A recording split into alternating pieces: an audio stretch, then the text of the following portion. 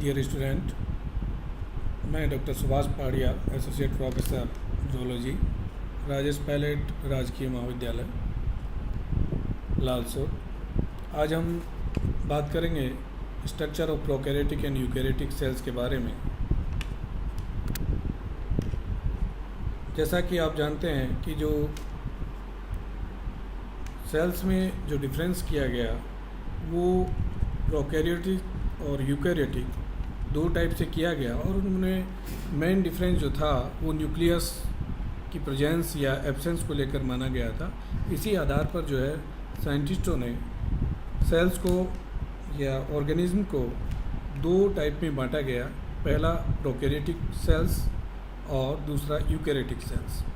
Prokaryotic cells जो होती है वो सबसे सिंपलेस्ट सेल होती हैं, और इनमें जो है माइक्रोप्लाज्मा जैसे जो माइक्रो ऑर्गेनिज्म हैं वो इसमें आते हैं।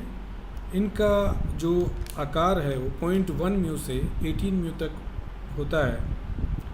प्रोकैरियोटिक सेल्स में जो बैक्टीरिया, ब्लू ग्रीन एल्गी ये आते हैं, और इसमें प्रमुख रूप से जो होता है कि सेल ऑर्गेनिज्म जो होते हैं जैसे mitochondria, Golgi body, lysosome, endoplasmic reticulum, तारकाय, ये सब जो है प्रोकैरियोटिक सेल्स के अंदर नहीं पाए जाते। राइबोसोम और मीजोसोम्स ये प्रेजेंट होते हैं। प्रमुख रूप से जो न्यूक्लियोइड मटेरियल जो है डीएनए या आरएनए, ये इसमें रेखीय प्रकार का पाया जाता है, और जो एक्स्ट्रा फ्लैजिला या फिम्बरी या क्लोरोप्लास्ट इन कोशिकाओं के अंदर जो है पाया जाता है। आप देख रहे हैं कि ये एक डायग्राम है जिसके अंदर एक बैक्टीरियल सेल्स का डायग्राम है, जिसमें बाहर की ओर कैप्सूल है, सेल वॉल है, प्लाज्मा मेम्ब्रेन है, और अंदर जो है साइटोप्लाज्म पाया जाता है, जिसके अंदर जो न्यूक्लियर मटेरियल है, आरएनए जो है, राइबोसोम पाया जाता है।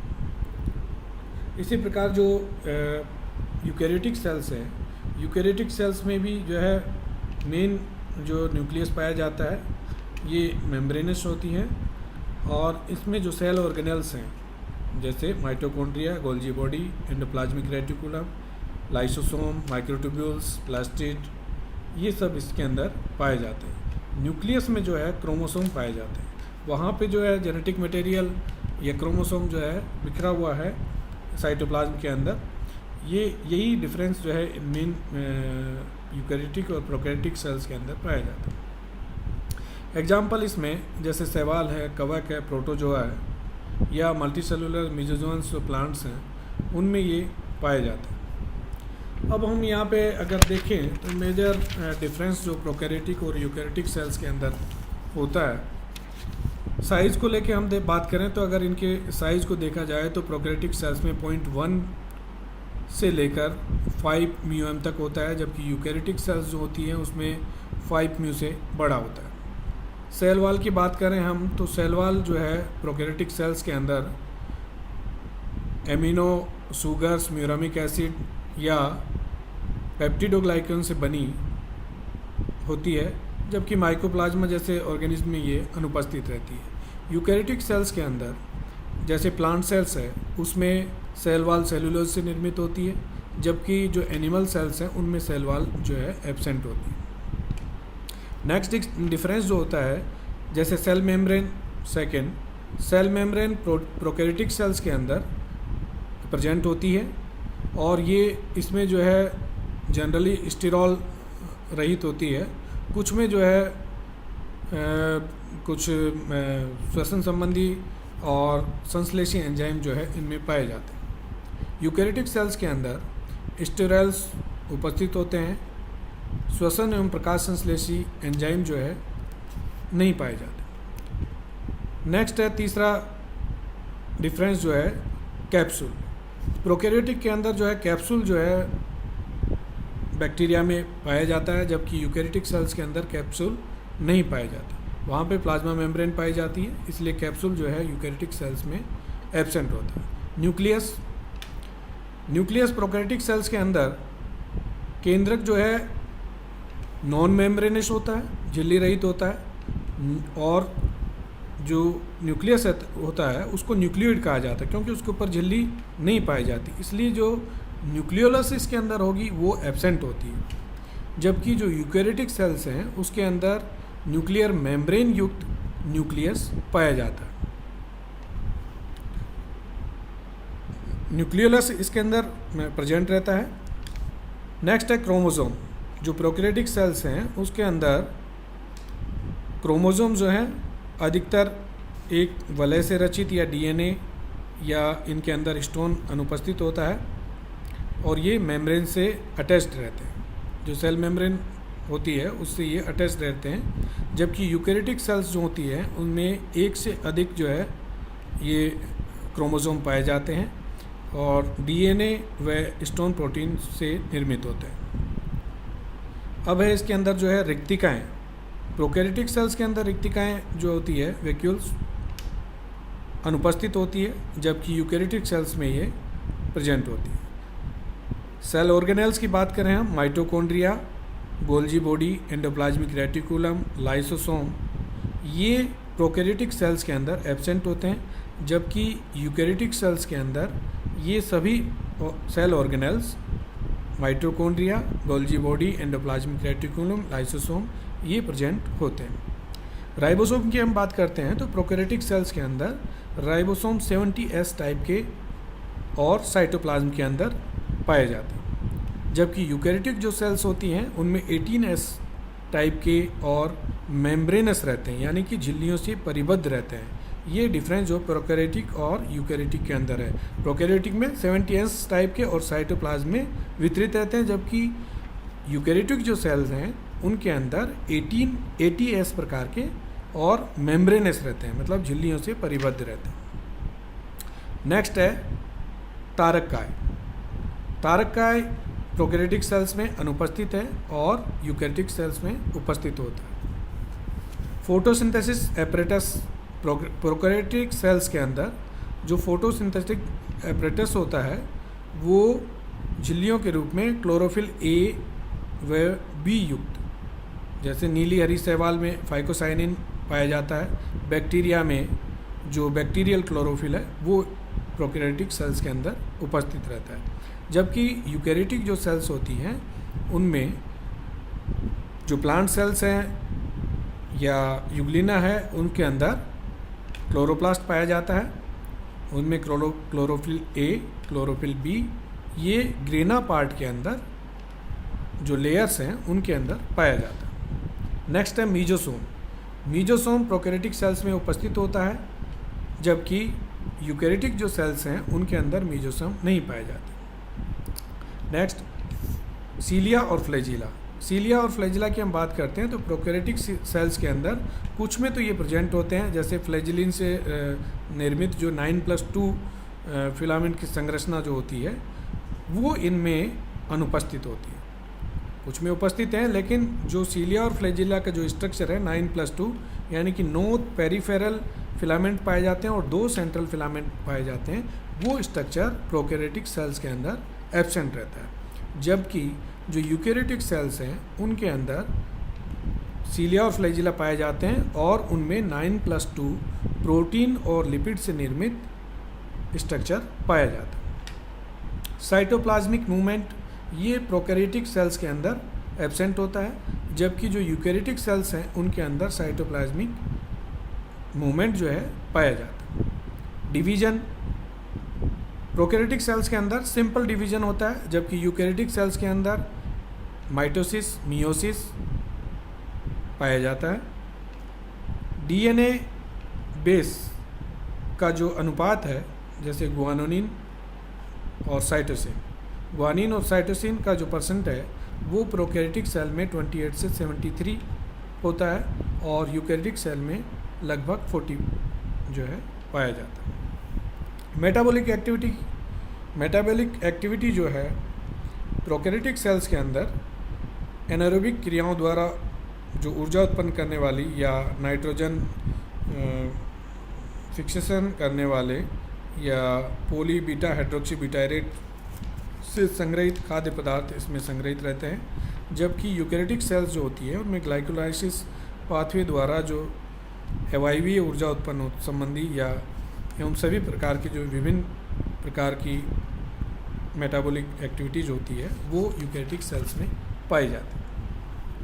ये मेजर डिफरेंस जो है प्रोकैरियोटिक और यूकैरियोटिक सेल्स के अंदर पाया जाता है।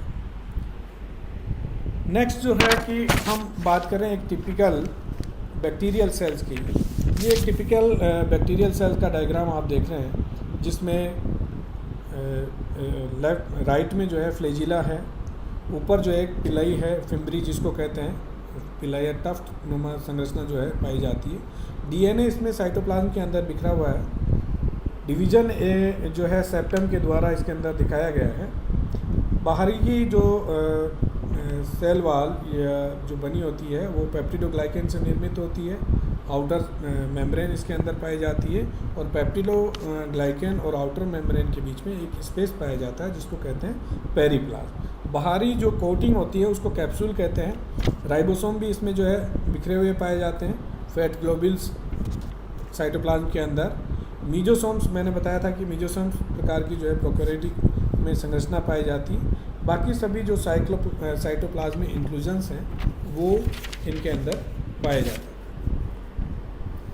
हम बात करें कि टिपिकल बैक्टीरियल सेल्स की, तो उसमें बाहर की तरफ जो सिंपल लेयर होती है, सिंपल लेयर कैप्सूल जो पाया जाता है इसके बाहर की तरफ, ये बाहरी आवरण होता है और इसमें जो बैक्टीरिया की जो सेल्स हैं वो कवर्ड रहती है।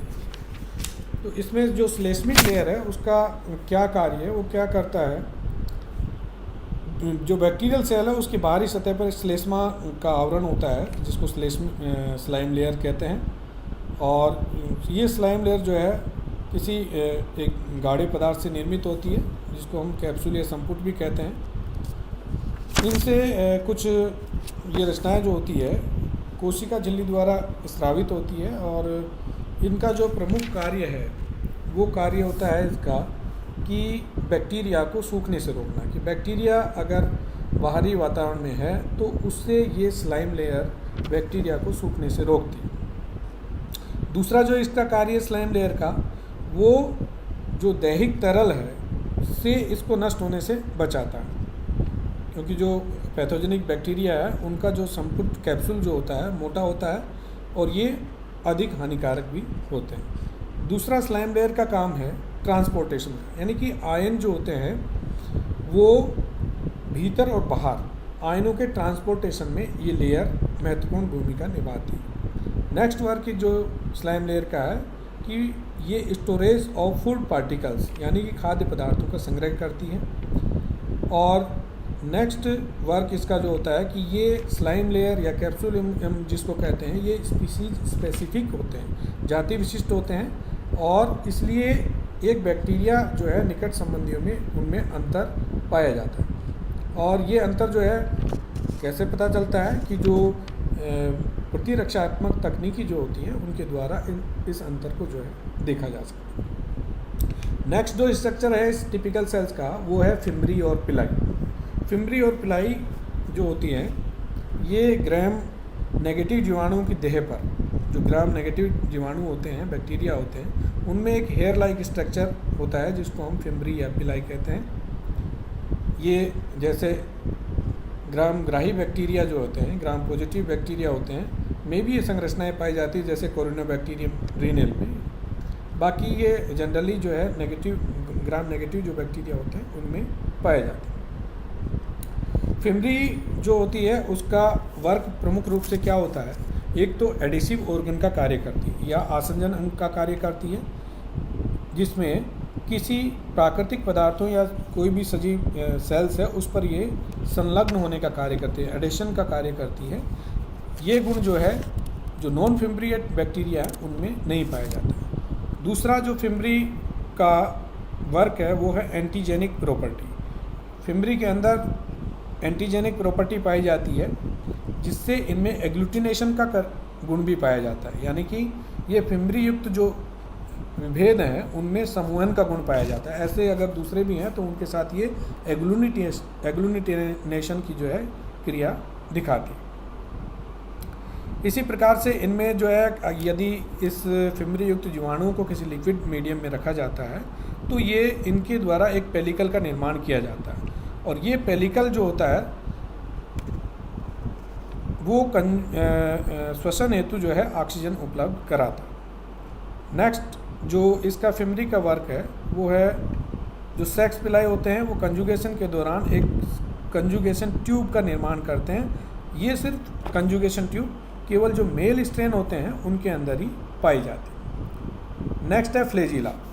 फ्लेजिला जो है जीवाणु को, जो स्पायरोकीट है, उन जीवाणु को छोड़कर अन्य सभी जो मोटाइल बैक्टीरिया होते हैं उनके अंदर ये फ्लेजिला पाए जाते हैं, और इसके अंदर प्रमुख रूप से 3 पार्ट जो है पाए जाते हैं। एक तो होता है साफ्ट, दूसरा होता है हुक और तीसरा बेसल बॉडी। ये जो है फ्लेजिला के अंदर पाए जाते हैं। नेक्स्ट हम बात करें कि टाइप्स ऑफ फ्लेजिलर अरेंजमेंट। बैक्टीरिया के अंदर जो फ्लेजिला पाए जाते हैं उनका अरेंजमेंट किस प्रकार से होता है।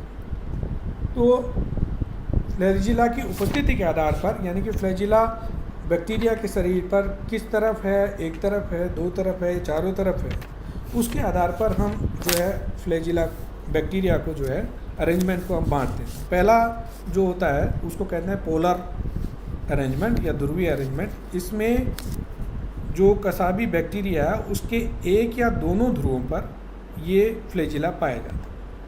आप जो है देख रहे हैं कि polar monotrichous single flagellum at 1 pole, ये सिंगल एक तरफ भी हो सकता है और या दोनों ध्रुवों पर भी हो सकता है। दूसरा जो है इसको हम पोलर मोनोट्राइकस भी कह सकते हैं। जब एक कसाब जीवाणु कोशिका के केवल एक ध्रुव पर होता है तो उसको हम पोलर मोनोट्राइकस कहते हैं। जैसे कोलेरा, विब्रियो, इस टाइप के जो बैक्टीरिया हैं उनके अंदर ये पोलर मोनोट्राइकस पाया जाता है। दूसरा जो होता है बाइपोलर। बाइपोलर में क्या होता है कि दोनों ध्रुवों पर एक से अधिक कसाब पाए जाते हैं। तो ये जो पोलर अरेंजमेंट होता है इसको मोनोपोलर भी या इसको हम बाइपोलर भी कह सकते हैं। ये अरेंजमेंट पे डिपेंड करता है। नेक्स्ट है लोफोट्राइकस। ये कहता है कि यानी कि जो लोफोट्राइकस वो बैक्टीरिया जिनमें कसाब एक ध्रुव पर एक टफ्ट के रूप में, एक गुच्छ के रूप में पाए जाते हैं, जैसे स्पाइरिलम, अंडुला। इनमें जो है कसाब जो फ्लेजिला है वो एक टफ्ट के रूप में पाया जाता है। Next amphitrichous. एम्फीट्राइकस में फ्लेजिला एट बोथ पोल्स, यानी कि दोनों पोल्स पे फ्लेजिला पाए जाते हैं, उसको हम एम्फीट्राइकस कहते हैं। जैसे स्प्रिलिया बैक्टीरिया, जो एग्जाम्पल हम इसका देंगे तो स्प्रिलिया बैक्टीरिया। अगला जो है पेरिट्राइकस। पेरिट्राइकस का मतलब है फ्लेजिला ऑल ओवर। बैक्टीरिया के पूरी सतह के ऊपर फ्लेजिला अगर पाए जाते हैं चारों तरफ तो समान रूप से वितरित होते हैं, तो उसको हम पेरिट्राइकस अरेंजमेंट कहते हैं। और ये पेरिट्राइकस अरेंजमेंट जो होता है टाइफाइड, बेसिलाई प्रकार के जो बैक्टीरिया होते हैं उनमें ये पाया जाता है। एम्फीट्राइकस या इसको एम्फीलोफोट्राइकस भी कह सकते हैं। मतलब जो एम्फीट्राइकस हैं उनको एम्फीलोफोट्राइकस भी कह सकते हैं। Tuft of flagella at both ends, यानी कि दोनों एंड पे जो है फ्लैजिला टफ्ट पाए जाते हैं, तो उसको हम जो है एम्फीलोफोट्राइकस फ्लैजिला कहते हैं। तो ये अरेंजमेंट जो था वो फ्लैजिला के आधार पर हम जो है इसको बांट सकते हैं। Thank you.